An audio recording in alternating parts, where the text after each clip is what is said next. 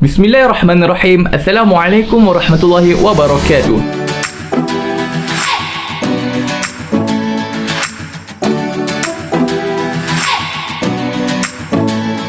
Pada hari ini, saya dan juga beberapa ahli kumpulan yang lain ingin membuat sedikit pembentangan berkaitan dengan tajuk gharar dalam jual beli.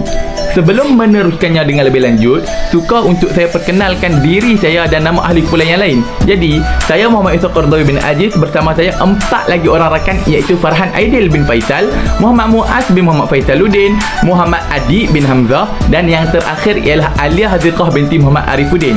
Seterusnya, bagi membuka tirai pembentangan kami pada hari ini, suka juga untuk saya berkongsi terlebih dahulu apa itu gharar dalam jual beli. Seperti yang diketahui umum, gharar merupakan bentuk perniagaan yang di dalamnya terkandung unsur penipuan. Di dalam bahasa Arab, gharar ialah al-kasb, iaitu pertaruhan, majhul al-aqibah, iaitu ketidakjelasan hasilnya. Gharar juga merupakan bentuk keraguan atau tindakan yang ingin merugikan orang lain. Maka secara keseluruhannya dapat diertikan gharar dalam jual beli ini mempunyai unsur pertaruhan, perjudian dan juga ketidakjelasan hasilnya. Secara istilah fiqh pula, gharar adalah hal yang tidak diketahui akibat sesuatu perkara, kejadian ataupun peristiwa yang berlaku dalam transaksi ekonomi atau jual beli atau ketidakjelasan antara baik dan buruknya. Menurut mazhab Syafi'i, gharar adalah sesuatu yang mengakibatkan tersembunyi daripada pandangan dan sesuatu yang mampu memberikan keburukan yang tidak diharapkan dan yang menakutkan. Jadi, inilah sedikit sebanyak pengertian yang saya dapat rumuskan. Kemudian, mari kita lihat pula bagaimana status hukum gharar ini sama ada dibenarkan ataupun tidak. Berbalik kepada hukum Islam, dasar pengambilan hukum atas segala sesuatu dalam syariat Islam haruslah jelas dari segi bentuk dan kriteria sehingga penetapannya akan mendapatkan suatu kepastian untuk menempatkan pada tahap yang boleh ataupun tidak boleh dilakukan dan dapat dijadikan sandaran hukum. Sudah terang lagi bersuluh bahawa hukum terhadap pelbagai hal yang berkaitan dengan gharar adalah haram sama sekali dan akan meletakkan masalah pelbagai transaksi yang dianggap sebagai bentuk transaksi gharar serta mampu untuk menjelaskan tentang hukumnya serta menetapkan pelbagai alternatif pengganti daripada transaksi yang disyariatkan. Maka, inilah yang dapat saya simpulkan tentang hukum gharar tersebut. Seterusnya, setelah sahabat saya mengatakan sebentar tadi bahawa gharar dalam jual beli itu adalah haram, maka apakah dalil yang digunakannya? Jadi di sini saya akan lampirkan dalil pengharaman gharar dalam jual beli tersebut. Menurut Ibn Taymiyah, beliau telah menjelaskan bahawa larangan terhadap transaksi gharar didasarkan kepada larangan Allah Subhanahu wa taala atas pengambilan harta ataupun hak milik orang lain dengan cara yang tidak dibenarkan, iaitu batil.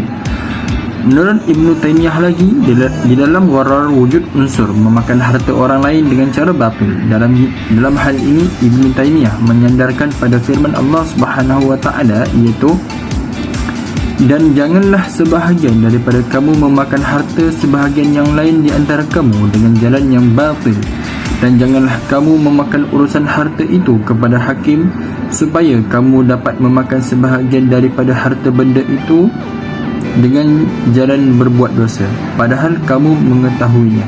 Surah Al-Baqarah ayat 188.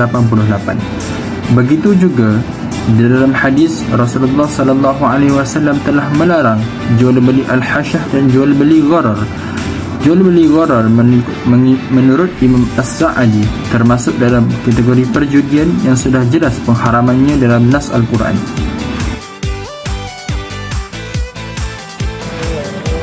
Akhir sekali, kita dapat lihat bahawa keadaan ekonomi yang disokong dengan lembaga kewangan konvensional banyak mengandungi unsur gharar yang jelas dilarang dalam syariat Islam.